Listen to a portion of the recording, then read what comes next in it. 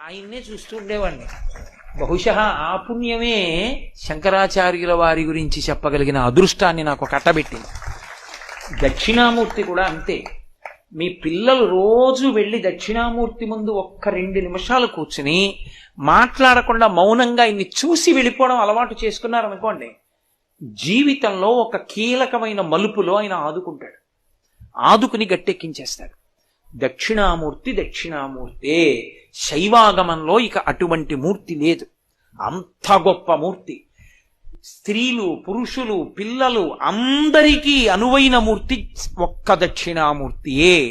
అటువంటి మహానుభావుడికి అధివాసాలు జరుగుతున్నాయంటే తేజస్సుని పుంజుకుంటున్నాడు. ఒక పక్క తేజస్సు పుంజుకుంటాడు, రెండవ పక్క దోషాలని వదిలిపెడతాడు. దోషం ఎక్కడిది?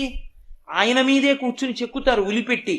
ఆ ఉలిపెట్టి కొట్టిన దెబ్బలు, చెక్కినటువంటి దెబ్బలు, శిల్పి ఎక్కి కూర్చున్నప్పుడు పాదతాడనము, ఆయన్ని తీసుకొచ్చినప్పుడు, ఆయన్ని క్రేన్తో పట్టుకున్నప్పుడు ఈ దోషాలన్నీ పోగొట్టి సంపూర్ణ తేజస్సిద్ధ్యర్థం ప్రాణ శక్తి ఆయన యందు నిలబడడానికి అధివాసం చేస్తారు.